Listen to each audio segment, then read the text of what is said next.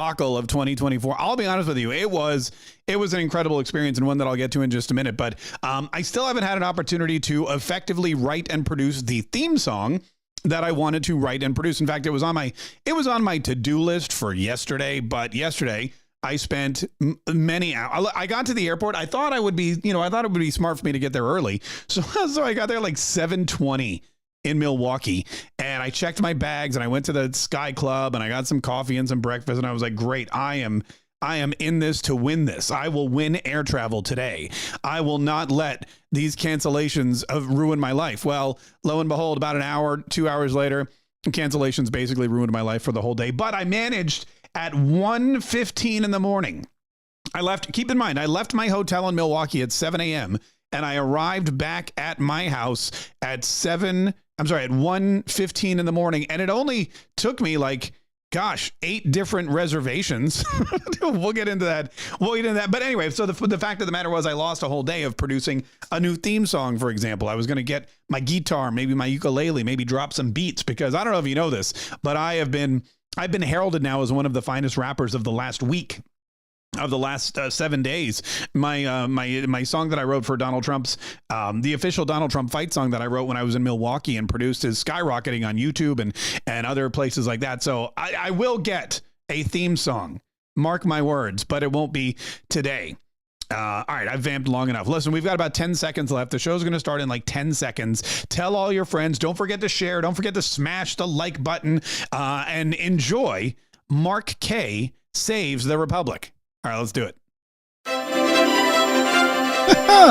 So I got most of my stuff. I got most of my equipment back. Most of me is here. I mean, I'm all here. But some of my equipment, I'm on my backup equipment. As you can tell, I'm using my backup microphone, my backup camera. Luckily, I have backup everything. And let me just bring the audio down a little bit there. And man, what a crazy day yesterday was. We're going to get to that. Let me just tell you, Joe Biden dropped out of the presidential race. You probably heard Joe Biden dropped out of the presidential race on National Ice Cream Day. I hear that he saw a pretty rocky road ahead. He wanted to give his friends in the media a big scoop. He saw that it was clear that Donald Trump was going to, he saw that, hold on, wait, I wrote it down here. He knew that Trump had him licked. Now that just sounds gross. But I mean, could there be anything more appropriate? Could there be anything more appropriate at all than Joe Biden dropping out of the presidential race on National Ice Cream Day? I ask. You can't write these headlines, folks. I mean, luckily you don't have to because it happened. But these are things that you couldn't even make up if you tried. Now, I was on a plane, and let me recap this too, because you may remember that last week when I was flying to Milwaukee for the RNC, I was flying up on Saturday. And it was Saturday afternoon. I changed planes. I got on. I was mid-flight. I was in the air, and I was flying to Milwaukee, and Donald Trump was at a rally in Butler, Pennsylvania, and we all were watching on our little screens there on the plane, and all of a sudden we saw him grab his ear. Pow, pow, pow. We saw the commotion. We saw him get dragged away. We saw him raise his arm. Fight, fight, fight, which I'll play for you later because everybody loves it. And that was it. And that was what happened with Donald Trump in Butler, Pennsylvania. I was on a plane for that.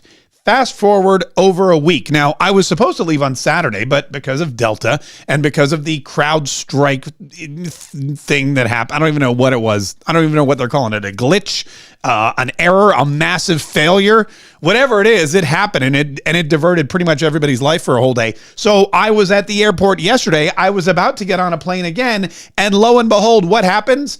Joe Biden decides to drop out of the race. And this letter pops up. And so I clipped a copy of it and I sent it to my family. I sent it to my wife and kids. And I said, oh my God, Joe Biden just dropped out of the race. My wife goes, why does this always happen when you're on a plane? And I was like, I don't know. That's weird. Yeah, I was on a plane one way going to Milwaukee and Donald Trump got shot. Bang. I was on a plane coming back from Milwaukee. Joe Biden drops out of the race. Boom. I need to stop traveling because it's really messing up. It's really messing up the whole election cycle. Anyway, we're going to get into all. Look, I took notes. Took copious notes today. We have all the Joe Biden dropping out stuff. We have stuff about Kamala Harris.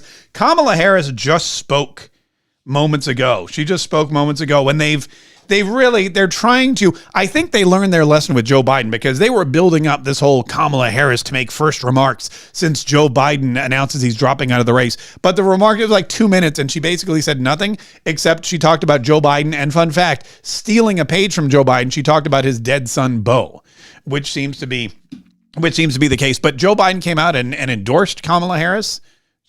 Also I'm going to be honest with you. If you say, hey, Joe Biden does not have the mental acuity, Joe Biden does not have, hold on, let me turn my light. There we go. If you're coming out at me and you're saying, look, Joe Biden is mentally unfit for office. Joe Biden does not have the mental capacity to make good decisions. He can't survive for the next 4 years. And then this same guy who says, you know what? I realize that my advanced age is limiting my ability to do this job, so I'm going to endorse Kamala Harris for president. You're basically saying, I'm a crackpot. Here's who I want. Here's who you should vote for president of the United States come November. So it was really kind of, and there were a lot of things being said. There was this text message, or this X message rather. Oh, which by the way, I'm on X today. Let me just check that. I decided after being at the convention, I was going to try X for one day. Not the drug, the actual. Yeah, we're live on X right now because X is, I mentioned Rumble being a free speech platform, and I mentioned how Rumblers are very free speech prone people, and a lot of conservatives have adopted Rumble as the new place to go and get their content. And someone pointed out to me, Elon Musk made X basically the number one free speech platform. You should really live stream on there. So I'm going to try it for a day. We're still in the experimental phase. If you can't get us on Rumble, or if you can't get us on YouTube, you can always get us on X. And the other thing that we would love for you to do, and by we, I mean me, because again, one-man show, is download the podcast. Because, look, I got these stickers. I handed a bunch of these out. There's a QR code. I can hold up the QR code there. But this is our new podcast, Mark K Saves the Republic. And even if you watch the show, or if you try to watch the show, go ahead and download the podcast too, because that definitely helps us out. It increases the number of downloads we get, but then you can take us with you and you can listen all the time. And fun fact, we're going to be doing some other podcasts that aren't just the daily podcast. In fact, last week, I accumulated so much content. I talked to a guy named Ben Ferguson, who's a radio host. But Ben Ferguson, you may know him best as the co-host of The Verdict with Ted Cruz. Ted Cruz has his own podcast as well, so we can go directly to the people. Matt Gaetz, we talk about this all the time, how politicians have excluded the mainstream media. They say, mainstream media, we don't like you, we don't trust you, we don't need you, we don't want you. We're going to go directly to the people. So when Ted Cruz votes a certain way in the Senate, and the media spins it as he's a monster, he's horrible, he doesn't care about the United States of America, he can just crank up his podcast, sit down with his good buddy Ben Ferguson, and say, here's why I voted the way I did. That was my Ted Cruz. Here's why I voted the way I did on that particular bill. And that way he doesn't have to worry about the media spinning it. And he's got a very popular podcast. And a big part of that is because Ben Ferguson is his co-host and really helped him put it together. So he was there and he rolled up, and he was hilarious. We shared some really funny stories about ignoring each other, about the ice bucket challenge. And so what I did was, because I couldn't actually air that, I didn't have time last week to put it in the podcast. I said, hey, you know what? There's Saturday and Sunday. People are driving around on Saturday and Sunday. There's 2 full days where I could add some extra content. So we did. So on Saturday, I published that particular interview on Mark K Saves the Republic. So you can go see that. And then the next day, Jimmy Patronis, who is the CFO of the state of Florida. That's the guy, all the money that Florida has, he's the guy that says, here's how we're going to spend it. Great guy. I sat down, I talked with him. Now he has political ambitions as well. Governor. And so we put that up yesterday. So there's bonus content. Even if you're watching this on Rumble and on YouTube and on X today, just know that there's more. There's so much more. And that's why we really urge you to go to iTunes, go to Spotify, go wherever you can and download that podcast, because it's really, really exceptionally great, if I do say so myself. All right. So I get on the plane. I text my family and I say, hey, here's what's going on. Joe Biden is dropping out of the race. I get on the plane, and then about 30 minutes later, I get a text message from my mother. And she wanted me to know that Joe Biden had dropped out of the race. And I thought to myself, I could have been like, yeah, I know. But then I thought, you know what would really give her a thrill is if she thought she broke the news to me, she'd tell all her sisters about it. She'd tell everyone, she'd be like, Mark was at the airport and he didn't even know until I told him. And so look what I did. I wrote back, she wrote, I'm sure you've all heard President Biden has stepped down and is supporting Kamala Harris at a Democratic, as the Democratic candidate. And I wrote, what? And then she wrote, check the news, just happened a few minutes ago. Pretty huge. So I feel like that gives me some brownie points in the good son department. I believe if I'm not a candidate for son of the year after that, then I don't know what I need to do. I'm not even going to try anymore because clearly the whole thing's rigged. But so I let her think that she broke the news, but that was it. I mean, and then here's what happened yesterday. I'm at the airport and flights are getting canceled. People are screaming and yelling. It's all mayhem. Joe Biden's dropping out of the race. And I realized that I am now living through two of the biggest news events of the year simultaneously. The CrowdStrike software glitch that grounded hundreds of thousands of American travelers worldwide is number one. Joe Biden dropping out of the race and Kamala Harris being endorsed by the Biden campaign is number two, all on the same day, and I'm right there in the thick of both of them.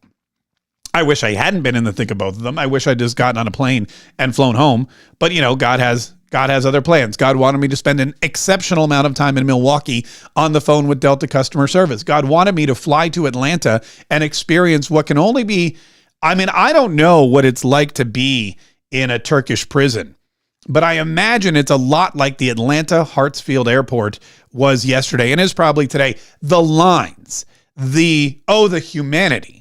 The people, I got off the plane and I knew that my connection to Jacksonville would be canceled. So I go up to him, I go, where do I go to get a new connecting flight? He said, go to customer service. It's across from gate 18. But what he doesn't tell you is that he's told the same thing to over 6,600 people. And the line that starts at gate 18, if you go to the end of it to stand, you're at gate 27. It's probably a mile long. And so I get in this line and I'm thinking to myself, there's no way in HE double hockey sticks I'm going to be on any plane to Jacksonville tonight. It was like 7:00 at night. There were maybe two more flights. The line would take me at least till midnight. So I thought of renting a car and just driving. It's only 4 hours. I was like, look, if I rent a car now, I can be home by 1. It's not too bad. I'll get some sleep. And then somebody suggested try another airline. So I called Southwest. And I'll be honest with you, I've never flown Southwest in my life. Not once. But I call Southwest and I get a person on the phone. Somebody answered. That was the other weird thing too. I was calling Delta all day long and I had to hit 1, 2, 5, 8. I called Southwest and literally this woman goes, Southwest Airlines, may I help you? And I was like, what? So I told her, I said, look, I need a flight from Atlanta to Jacksonville sometime today. Do you have any seats available? She said, let me check. Yes, we have a flight leaving at 10:55. And it'll put you in Jacksonville by midnight or whatever it was. And I have a seat available. It's $250 or something, which was cheaper than a rental car. And I said, book it. So I had my first experience flying Southwest. Now, if you've flown Southwest, then you also know that it's a unique flying experience, meaning you are put in a line, a queue, based on, I guess, when you book your ticket. And then it's just general seating. You just get on the plane and sit wherever. And so being the guy who booked his ticket like an hour before the flight took off, guess who was the last person to get a seat? And it was like a movie. I mean, it was sterile. It was just like the movie. I walked all the way to the back of the plane. I'm looking here. I'm looking there. It's like the bus scene in Forrest Gump where everyone's like, no seats here. And finally, at the very last row, there's two larger dudes, individuals, one extremely large, the other just generally large. And there's like half a seat in the middle, and they look at me and I look at them, and it's the only seat left on the plane. I go, gentlemen, I'm sorry, I'm going to need to get into that seat. And they were like, "Rrr," and I sat down and I was like this for 47 minutes while we flew to Jacksonville, Florida, but I made it. I made it home. I got it. My bags did not. I rushed to the airport this morning. I got one bag. It was not the bag with all the stuff in it. It was not the bag with the electronics and the cameras and the cables, hence the backup situation here. I'm using actually my iPhone today to broadcast, and I have my my microphone here. Anyway, that's neither here nor there. Let's get back to the news. So before we get to Joe Biden, I do want to say that Donald Trump, and this is also historic, had a fantastic rally on the weekend. He was in Michigan, because Michigan, Michigan used to be a swing state, but apparently, according to the polls, now Donald Trump is a solid 7 points ahead in Michigan. And I just don't see candidate Kamala Harris cutting into that lead. Do you? Yeah. Anyway, that's the story that's the word on the street. But he had a rally in Michigan, and he was, I don't even want to say right back up on the horse. He was right back up on the horse, and he was at a gallop. He was running faster and stronger and better than ever before. And I think I know why. Donald Trump gets shot at a rally on Saturday of last week in Pennsylvania, goes to play golf, goes to the convention, accepts the nomination, does a 93-minute acceptance speech, which was incredible, then goes home. On Saturday, he goes to Michigan. He gets right back up on stage in front of hundreds of thousands of people. He starts to give his speech, and he's not only back up on the horse, but he is riding faster than ever before. And it was amazing. And he didn't miss a beat. One of my favorite lines he's ever given was when he talked about how he's a threat to democracy. They keep saying he's a threat to democracy. I'm saying, what the hell did I do for democracy? Last week, I took a bullet for democracy. What did I do against democracy? And it's true. It's true. How many people outside of the military, and God bless you if you are a member of our military, either past or present, veteran, or currently serving, thank you again for your service, per usual. One of my favorite things about the airport is that they let the military men and women get on the plane first. Really, what I think would be better is if they let the military men and women get off the plane first, because getting off the plane is really where all the hectic stuff is. But I digress. But unless you outside of the military, outside of active duty service members, how many average Americans or even American politicians can say they took a bullet for democracy? And here is Donald Trump getting accused of ending democracy. They keep saying he's a threat to democracy. I'm saying, what the hell did I do for democracy?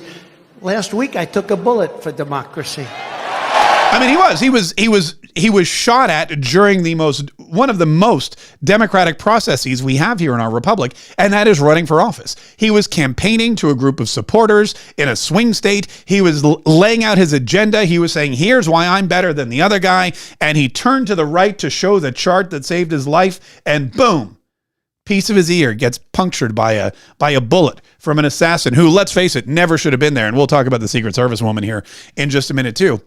But that was it. Donald Trump was exercising. He was in the middle of the democratic process when he took a bullet. And the Democrats continue to say, this guy is a threat to democracy. He's literally standing there taking bullets for democracy. It was a really powerful moment, and it was a really powerful speech. And I think that the people in Michigan got a show. I think that people in Michigan got a show from Donald Trump, and that's why the vim and vigor and excitement is there, and that's why he's 7 points ahead in Michigan, not to mention all the other swing states, which is bad news for Joe Biden. I'm sorry. It's bad news for Kamala Harris. It's going to take me a minute. All right, let's get to Kamala Harris. So Kamala Harris, she spoke today. There was a pre-planned event. Apparently, there were some NCAA national champions, some athletes from all different walks of life, all different sports. They brought them to the White House, and these athletes were supposed to come out. And because Joe Biden has COVID, because Joe Biden got COVID, Kamala Harris was prepared already. Think about this. Isn't this interesting? Joe Biden gets COVID. We know he can't meet the national athletes because he doesn't want to infect them. They'd also probably don't want to get infected by anything that guy's got. So Kamala Harris has an opportunity to come out and speak just literally less than 24 hours, or maybe exactly 24 hours after she's endorsed by Joe Biden to be the nominee. Here were her brief remarks. Our president, Joe Biden, wanted to be here today. He is feeling much better and recovering fast, and he looks forward to getting back on the road. And I wanted to say a few words about our president. Okay, by the way, first of all, let me pause this for a second. Is he going back on the road? Is Joe Biden going back on the road? Why? Why is he going back on the road? He doesn't have anything to run for. Why don't you just stay at home and do your job? It's shocking. It was weird to me that she said he's going to go back on the road, but I digress. Biden's legacy of accomplishment over the past 3 years is unmatched in modern history. In one term, he... Hold on, I think I'm echoing. has already, yes, you may clap. That was the first cackle, by the way. I think there was only one or two cackles. I count only one, but that was the first one. There's going to be cackling, folks. There's going to be a lot of cackling throughout this camp. Anyway, let's get back to what. In one term, he has already surpassed the legacy of most presidents who have served 2 terms in office. And I first came to know President Biden through his son, Beau. Okay, so Kamala Harris is already ganking Joe's tactics. She's already ganking. She's already like, you know what? I know there's a way to get to my camera, but I don't want to mess up the clip, so I'm just gonna let you look at Kamala because ain't she so? Oh, never mind. She's already ganking Joe Biden's tactics, and one of those tactics is let's talk about his dead son, Beau. I mean, I have to imagine that Joe Biden pulled her aside and said, hey, you know what the crowd loves? Bring up Beau. You know Beau, talk about Beau. The crowd loves it. It's always, I can't be, if I were there, I'd talk about Beau. So I can't back about COVID. You need to talk about Beau. And so she talked about Beau. We worked together as attorneys general in our states. And back then, Beau would often tell me stories about his dad. He would talk about the kind of father and the kind of man that Joe Biden is. The qualities that Beau revered in his father are the same qualities that I have seen every day in our president. His honesty, his integrity, his commitment to his faith and his family. Okay, commitment to faith. Commitment to the. This is the pro-abortion Catholic. Again, that we're talking about, but he is, but Kamala Harris and Beau believe that he was committed to his faith. His big heart and his love, deep love of our country. And I am firsthand witness that every day our President Joe Biden fights for the American people, and we are deeply, deeply grateful for his service to our nation. Okay, so that was Kamala's, and that was it. And then she just went into the ad list. She didn't have a lot to say. Keep in mind, Joe Biden has not yet even spoken. And a lot of people are asking about that. A lot of people, our good friend Laura Loomer believes that Joe Biden is dying. Our good friend, let me go to her post here. Our good friend Laura Loomer, who we saw at the convention last week, who is just one of the most entertaining people and also a hard worker. She said that she said Biden suffered a medical emergency on Air Force One several weeks ago. I was the first person to report on it. She said she has a she has a Washington, D.C. insider who says that Joe Biden has a terminal illness and that this terminal illness is what's going to keep him off of the campaign trail. So they're pulling him, according to Lauren Loomer, and they're putting in Kamala Harris because what's happening is that Joe Biden is dying. Now, Lauren Boebert already believes that Joe Biden is dead. Let me bring you here. Here is what Lauren Boebert said earlier today on X. I demand proof of life from Joe Biden today by 5 p.m. He needs to get in front of some camera and discuss if he's aware that he dropped out. Hiding is completely unacceptable. So look, the rumors are swirling. I mean, this guy goes away.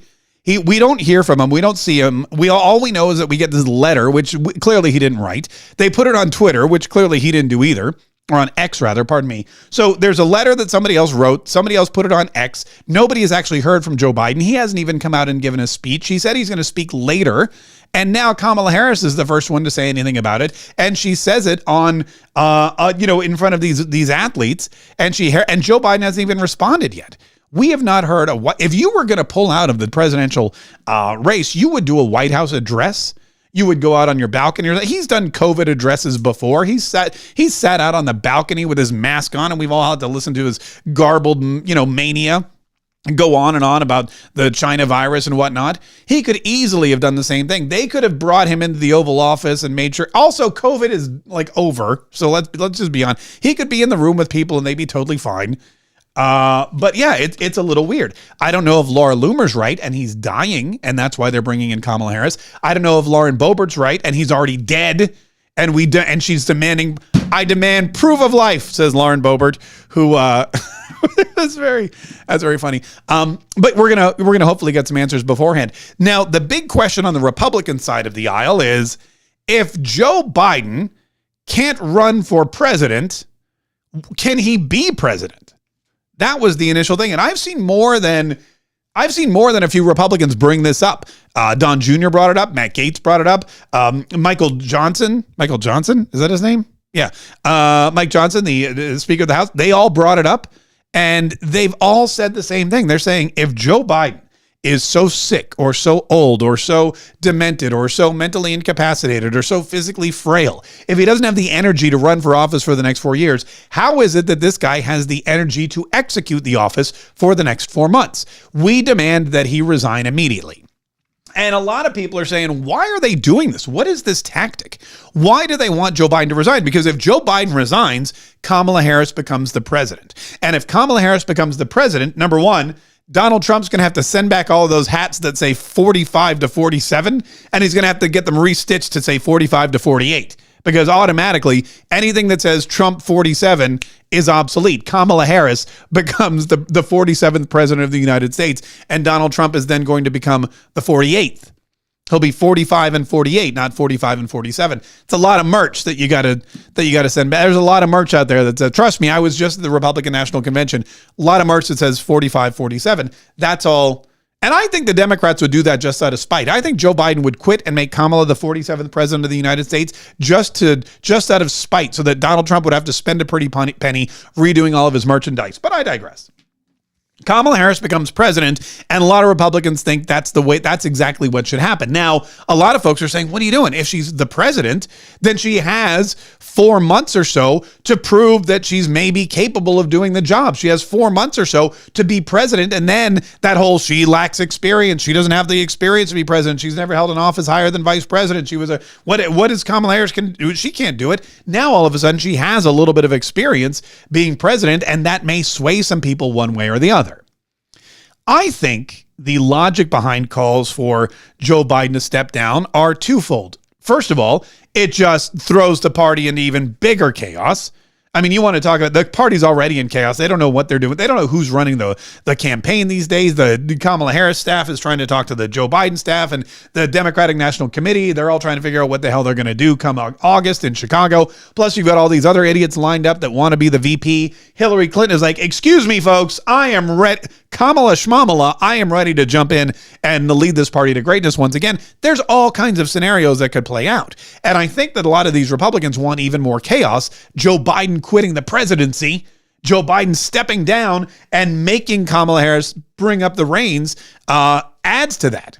The other thing is, if Joe Biden remains as president, then Kamala Harris can just go campaign. She can just piece out the Washington, D.C., and she can go around to every single swing state. If Joe Biden remains president, then Kamala is free.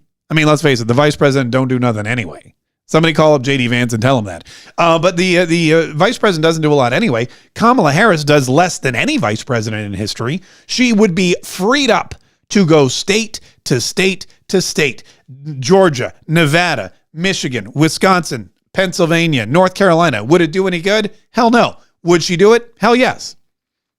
I believe that they want to keep Joe Biden in office as long as humanly possible because Kamala Harris being president takes her off of the campaign trail, and they have a limited amount of time to be on the campaign trail with Kamala Harris. And that may be one of the reasons why the Republicans are so hell-bent on pressuring Joe Biden to step down, because they don't want Kamala Harris. They want her to have to juggle a couple of different things. And if she's juggling two things, it means she's probably going to drop the balls. Oh, by the way, I've heard a lot of jokes about Kamala, and in fact, there was a guy. Hold on, let me think. My wife sent me this. I want to read you this. This is a post from. Where is it? My wife sends me a lot of stuff. Oh, here we go. This is a post from. It's on X, and it's from. Where is it? Hold on. This is what happens when you don't have a producer. Here we go. This is from Dion Joseph on X. Dion Joseph writes, "I'm going to make my stance abundantly clear. I don't care who she slept with," meaning Kamala. "I don't care about her laugh." Some would call it a cackle. "I'm not going to dehumanize her or disrespect her based on her personal life. Who doesn't have a past, and she is grown? Don't care if she is too black for some and not black enough for others. My decision not to even consider her is based solely on the following. Number one, she created a bail fund for rioters in 2020 who destroyed cities to push a politics agenda. That is terrorism, and she helped them skate instead of condemning them. Number two, she supported 2 propositions in California that exacerbated crime and made it incredibly difficult for law enforcement to stop crime, as well as no cash bail, even against the will of California voters, which also put Californians in danger. She was tasked with solving the border crisis. She only went to the border because she was pressured, and all she did was peek at it to find root causes, which is progressive code for I ain't gonna do poop about this. She engages in race baiting and fear-mongering, which lets me know she has zero solutions to the many issues Americans are facing right now. She is even farther left than Joe Biden. That's why I don't believe she is ready to lead, and her politics will slide America further down the crapper. Not because she's a woman. I would gladly and without pause vote for a woman for president. Some of the greatest leaders I ever worked for were women. Just can't vote for this one because of who she is, not her gender. Has nothing to do with race. I'm always proud when I see black people elevate. I don't just want any black person. I don't care about color when it comes to leadership. I just want the leader best capable to lead. So that's a lot of stuff going against Dion Joseph. Look, if you think about this, if you really think about this and what's going on, you have Dion Joseph who is saying, Kamala Harris, look, there's a lot of people talking about her sexploits. There's a lot of people talking about who she dated, Montel Williams, Willie Brown. There's a lot of people talking about how she rose so quickly through the ranks. There's a lot of that. There's a lot of people saying she's a DE&I hire. She was only chosen because she's a black woman. And let's be honest, Joe Biden himself even said she was only chosen because she's a black woman. Joe Biden himself said after the George Floyd riot, he said, I'm going to pick a woman. I don't know who it's going to be, but it's going to be a woman. And then after the George Floyd situation and the Black Lives Matter riots, he said, well, I guess I got to pick a black woman. Eeny, meeny, miny, Kamala. And because she dropped out of the race, listen, being so bad actually helped Kamala Harris. I want you to really think about how she got into this position. Again, that's not a sex thing. I'm gonna take the high road too. I'm not gonna talk about her sexploits and how she slept her way to the top. I'm not gonna talk about her being a DE&I hire and only chosen because she was a black woman. I'm not gonna talk about her cackle and all that kind of stuff.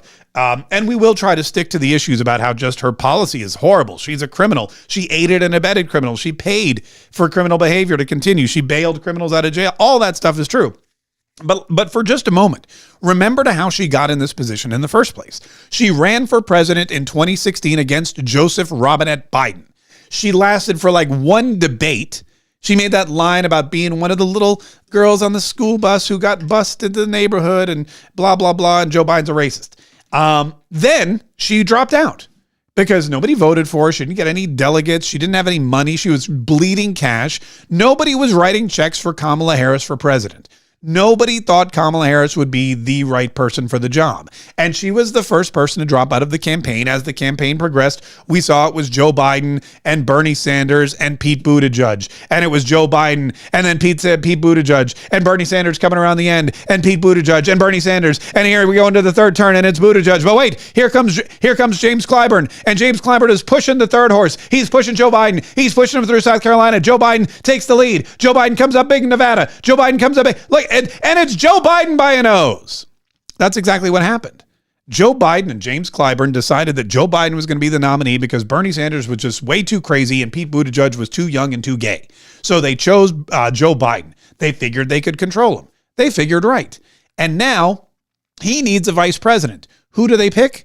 Well, Kamala Harris is a black woman from California, and she dropped out of the race early enough to do serious damage. She dropped. Think about this. The reason Ron DeSantis was never chosen to be Donald Trump's VP is because he stayed in the race too long and he threw too many barbs at Donald Trump. And Donald Trump called him Meatball Ron. You can't call somebody Meatball Ron for a year and then say, you know what, Meatball Ron would make a great vice president. You just can't do it. The American people are not going to believe it. Nikki Haley, the same thing. She painted Donald Trump as a monster. She's lucky she got a chance to come and stand on stage. She's lucky she got a speaking gig at the RNC in prime time. She was never going to be vice president. Kamala Harris, she had to dip out for lack of popularity way too early to do any serious damage to Joe Biden. So they picked her. It just made perfect sense. She never won a vote. She never got a delegate. She never won a primary. And this woman is now poised to be the next president of the United States. If Laura Loomer is right and Joe Biden is dying, she could be the next president of the United States in a couple of weeks. If Lauren Boebert is right and he's already dead, she could be the next president of the United States whenever.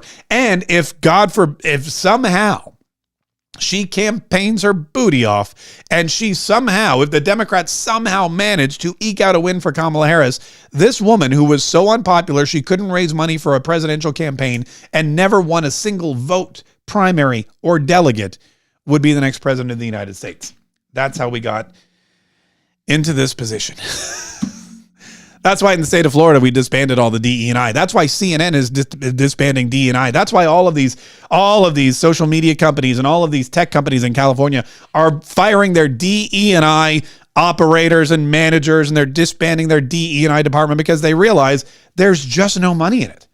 It just doesn't make any money. Listen, I want to talk about this box for a minute because I think I stumbled on something really exciting. But first, I want to talk about Go Trump Yourself. We have, I jumped on to do a couple lives over the weekend. Go Trump Yourself, 10 Ways to Live Like Trump in a Joe Biden Economy. This book is one of my favorite books that I've ever written for a couple reasons. Number one, it's funny.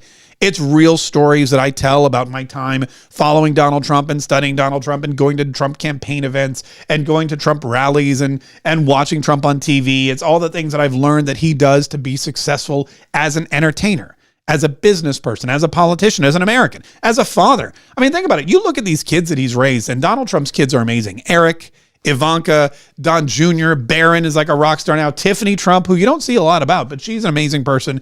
Just got married a couple years ago and is doing really well. You don't see these folks, skirting subpoenas from the House of Representatives. In fact, Donald Trump brought that up. He said probably the two most subpoenaed people in the world are Don Jr. and Eric Trump, and they showed up for every single one of them. Every time a new subpoena dropped, where was Don Jr.? He was right there answering questions, telling the truth. Every time another subpoena dropped, that's just paper. Every time another subpoena dropped, where was Eric Trump? Eric Trump took time away from his family business, from his family, from his beautiful wife, Laura, and he went to Capitol Hill and he said, what do you want to know? Here's the answer to this question. Here's the answer to that question. This is a witch hunt. Leave my father, leave my family, leave this country alone. They stood up proudly. They told the truth. They did their due diligence, and they didn't whine. They didn't waver. They didn't buckle. These are great kids. They're great examples. His whole family's like that. When Hunter Biden got subpoenaed, what did he do? He said, I'm not coming. I don't want to answer your questions about my gun charges and taxes. I don't want to answer your question about WhatsApp messages where I blackmailed Chinese businessmen out of millions of dollars. I don't want to. I'm not gonna. And he avoided the subpoena. And then he showed up in front of the Capitol building the day he was supposed to appear in front of the House Oversight Committee, and he held a press conference.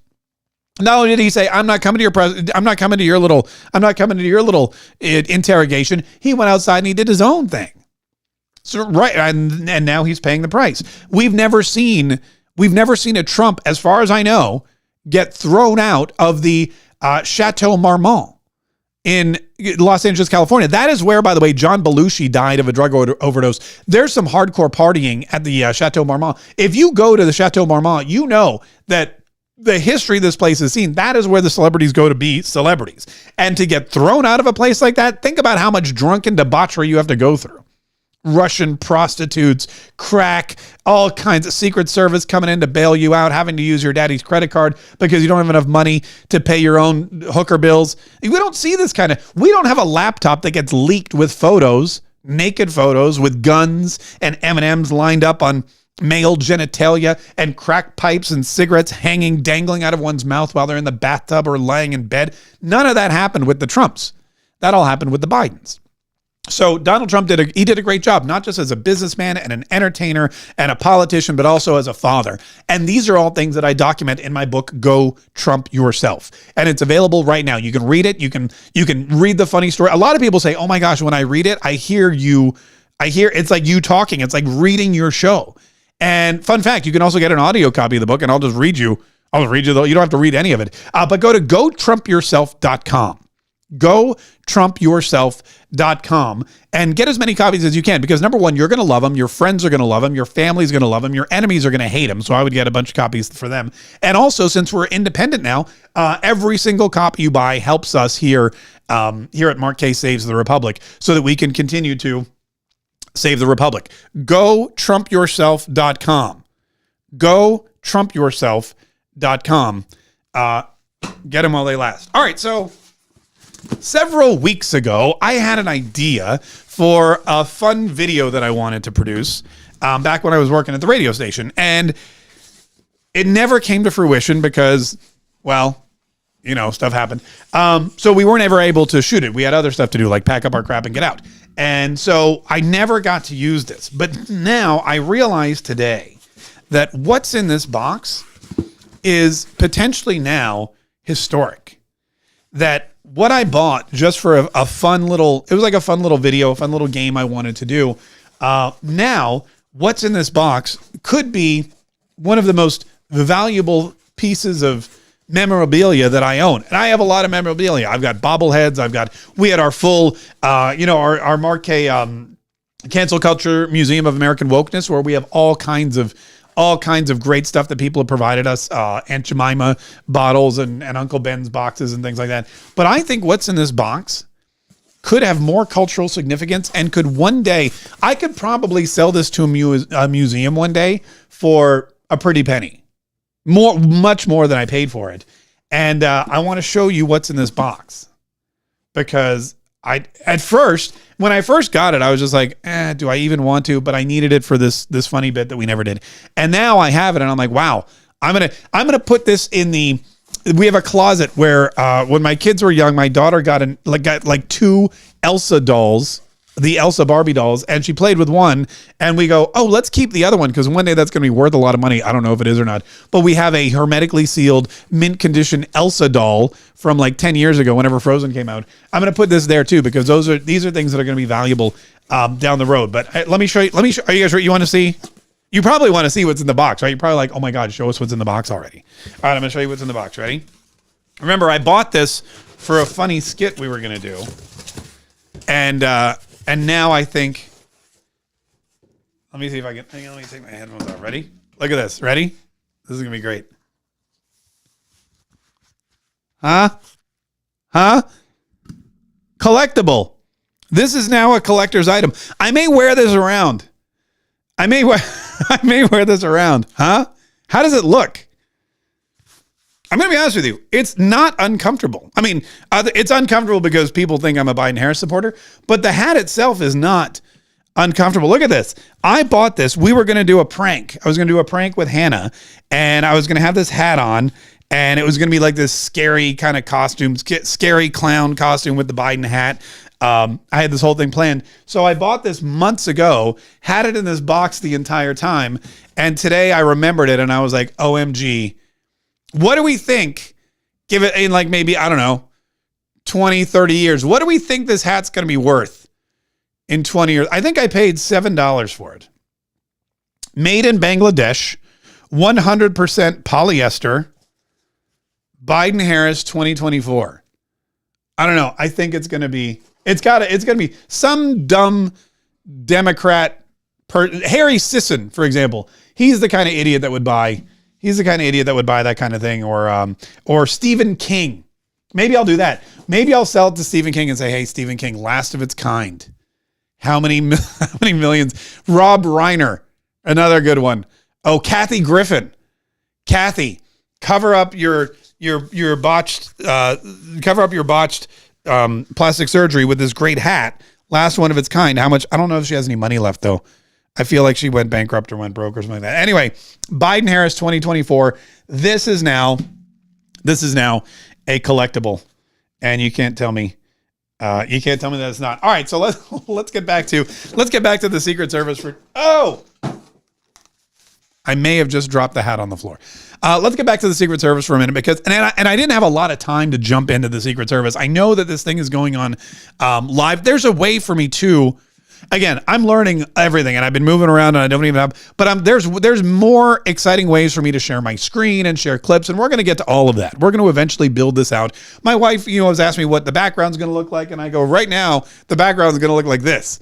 For the time being, until we get more subscribers on YouTube, until we get some more super chats or Rumble rants, until we sell more copies of Go Trump Yourself, this is going to be the look, folks. This is it. It's going to be me in front. I hope you like the banjo, and I hope you like the guitars. I hope you like the Trump hats, because this is what we got going on for now. Until, we're not Daily Wire status yet. We're not louder with Crowder yet. We're working on it every single day. We're climbing the charts. We're climbing the podcast charts. We're working on building up the YouTube channel. We're looking at building up our Rumble as well. And I appreciate everybody, all the thousands and thousands of you who just jumped right back in with us and come here every single day.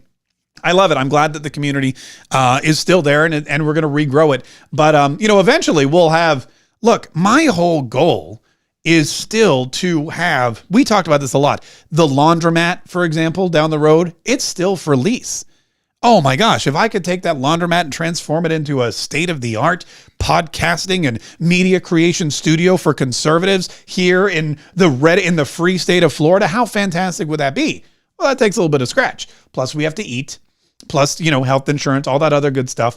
Luckily, I save a lot of money on hair care products, so that's good. But there's this is now a business. I'm now fully an entrepreneur. I am independent. And so you're going to see, we're going to be building out a lot more merchandise. We're going to be writing a lot more books. We're going to have a lot more opportunities. People have been asking about travel. 100%. There will be opportunities for you to travel and meet us, and we will travel and come meet you. Because this is the, Catriot Media is now a thing. And we're at the beginning. It's exciting. Don't get me wrong, it's exciting, but like I said, we're working on it. All right, so let me get back to the Secret Service, because I have it here, and I'm just going to do I'm going to run. This is James Comer beginning the Secret Service meeting. This was him at the very start. Good morning. Today's hearing is for the American people. By the way, I should point out, this is, of course, the assassination attempt on Donald Trump, which the evidence is ridiculous. The evidence, the mounting evidence about this kid and how he was able to access this rally, how he was able to access a point where he was within shooting distance of President Trump, how he was able to access with a rifle. Again, this wasn't a gun. He didn't whip out a handgun. He didn't sneak in a snub nose and try and jump up and take shots at Donald Trump. He had a full-on AR-style rifle. He had a position on a roof which required him to scale a ladder with said rifle in tow. He had his eye on the president the entire time. Secret Service was surrounding. They had done a sweep of the area. Apparently, this is the report we're getting now, this kid had a drone. I'm a little jealous. He had a drone, and he took drone footage of the entire rally area before the rally even began. He'd surveilled digitally with a drone. Now, the FAA, just so you know, the FAA has regulations on drones. The FAA has regulations on drones. For example, if you're a media entity, you need to be licensed to use a drone. You can't just, if you're working at a TV station, you've got to have a drone license. There are places where you can and cannot fly drones. Some drones require special licensing because they're so big and they're so crazy and they're difficult to manipulate. And if you are at a secure location, like for example, a place where the Secret Service has swept in preparation of a rally, clearly you should not be flying a drone around that area. In fact, Don Jr. said once the Secret Service told him he couldn't fly his own drone at his own house. I think it was Mar-a-Lago or it was one of the golf clubs. He said, I was flying a drone at my own house and the Secret Service told me to stop.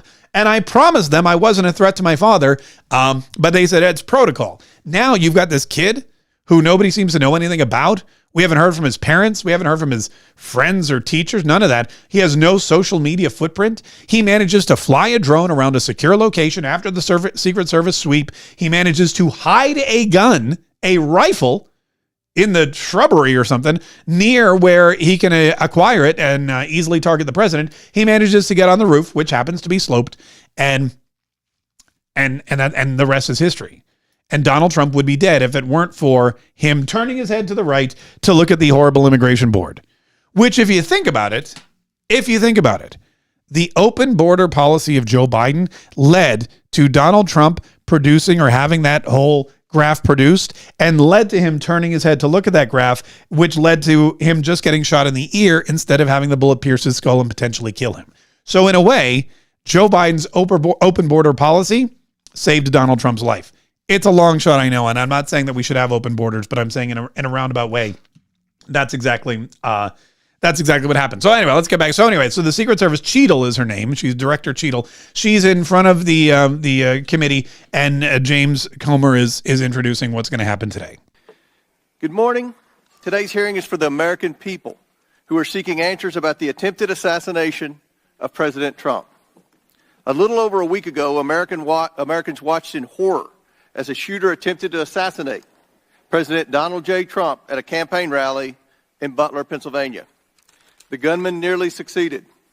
The bullet that struck President Trump's head was less than an inch from taking his life. President Trump survived, but one rallygoer, Corey Comparator, tragically did not. 2 others were seriously injured.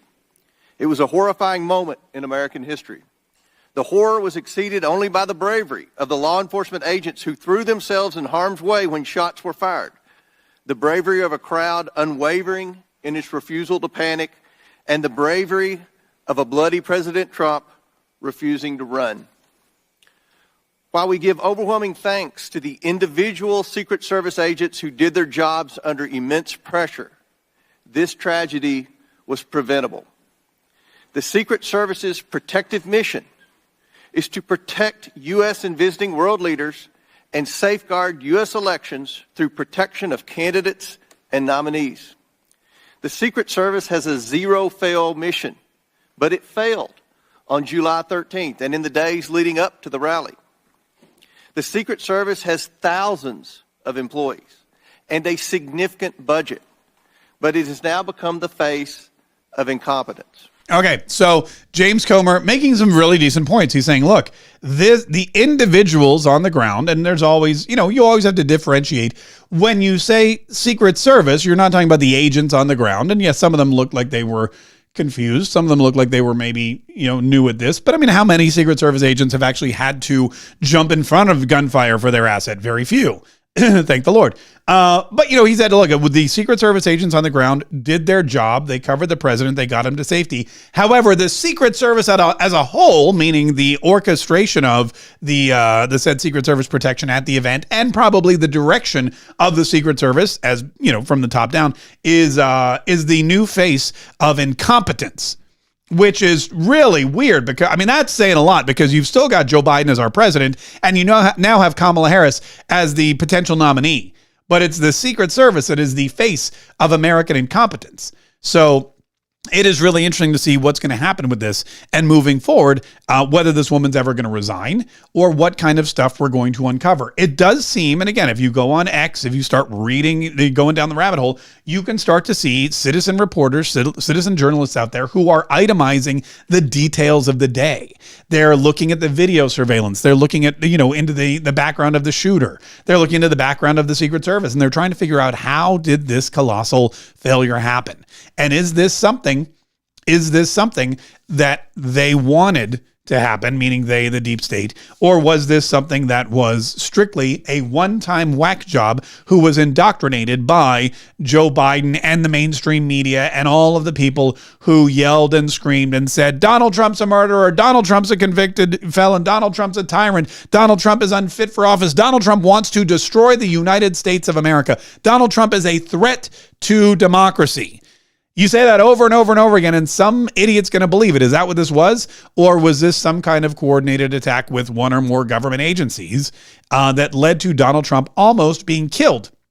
Something that Tucker Carlson predicted would happen. They tried to impeach you. It didn't work. They tried to impeach you again. It didn't work. They tried to indict you. They did it 91 times. They tried to convict you. They did, but you're not going to prison. Where do they stop? Don't they eventually just try to kill you? And sure enough, that's exactly what happened. It's interesting to me that Joe Biden, just a week after Donald Trump's attempted assassination, dropped out of the race. Does anyone else think, a lot of people are like, oh, they pressured Joe Biden.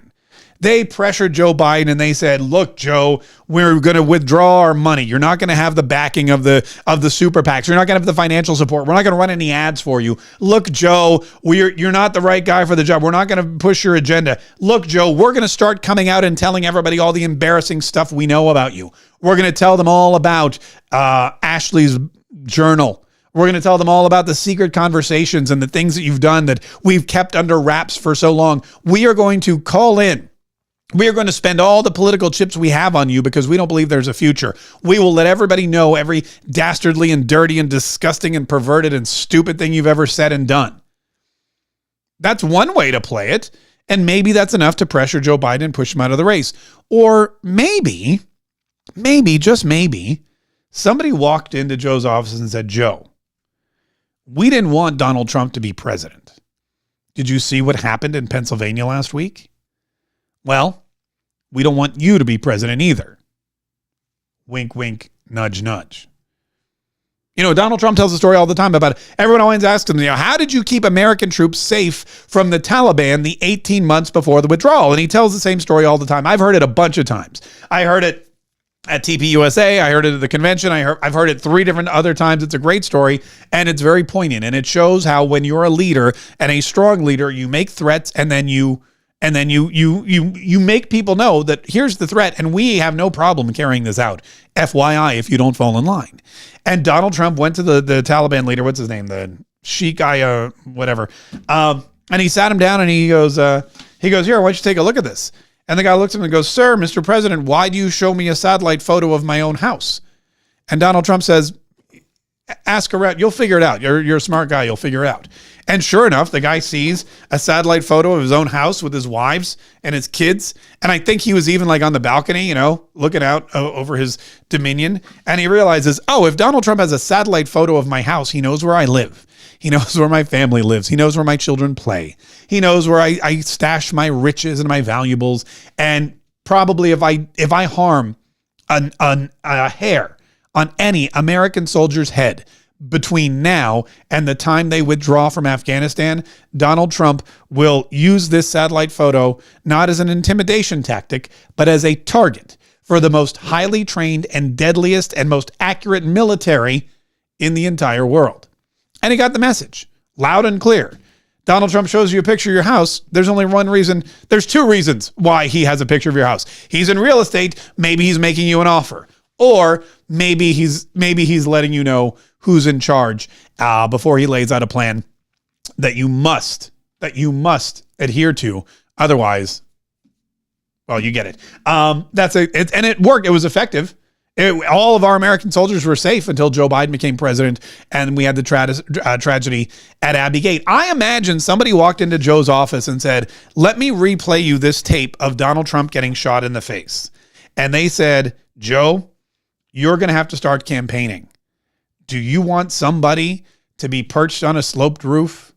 Do you want somebody to be flying a drone around one of your rally locations? Because we know that you don't turn your head nearly as quickly as Donald Trump does."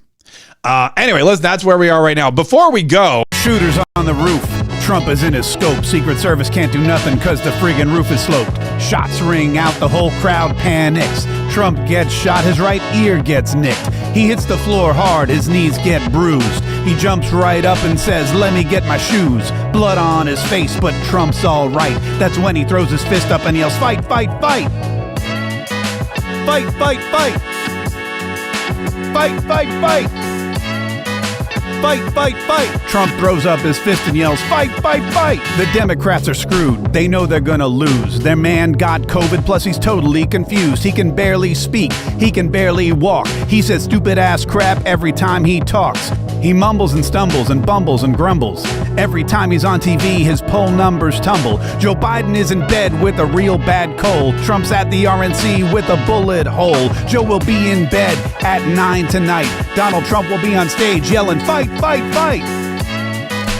Fight, fight, fight!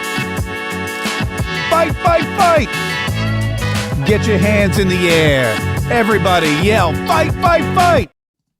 Yeah, that one's tearing up the charts. Is there the YouTube? Forget about it, man. We got thousands of people watching that on YouTube every single day. If you'd like to go and subscribe, make sure you subscribe. Look, folks, the fight continues. Just because Joe Biden's been knocked out by Donald Trump, even before a single vote, think about that. Before a single vote has been cast, Donald Trump, who has been impeached twice, who's been indicted 91 times, Donald Trump, who was convicted of a felony, Donald Trump, who they tried to bankrupt, Donald Trump, who they've tried to take away his liquor licenses, they've raided his home at Mar-a-Lago, they took shots at his head. And Donald Trump is not only still in this race, he is winning this race. He's ahead in every single swing state: Georgia, North Carolina, Nevada, Arizona, Wisconsin, Pennsylvania, and of course, Michigan by 7 points. Joe Biden got beat by Donald Trump before a single vote was cast. And while the players may have changed, the game is the same. Look, it doesn't matter if it's Biden Harris, if it's Harris Biden, if it's Harris Bashir, Harris, what's his name, Newsom. It doesn't matter who it is. It could be Harris Faulkner for all we care. It doesn't matter who's on the other side, because the choice is still clear. Left-wing Democrat, America-hating socialist, or Donald Trump, who will work together with all of us for the next 4 years to make America strong again, rich again, powerful again, safe again, and great again. It's either whatever stuffed shirt, weird loser leftist they put up on the Democrat Party, or Donald Trump, who will help every single one of us save the Republic. Huh? I'll see you guys tomorrow. Gotta take this thing off my head. I feel like I gotta take that off. I feel like I'm getting dumber every second that thing's on my head. I feel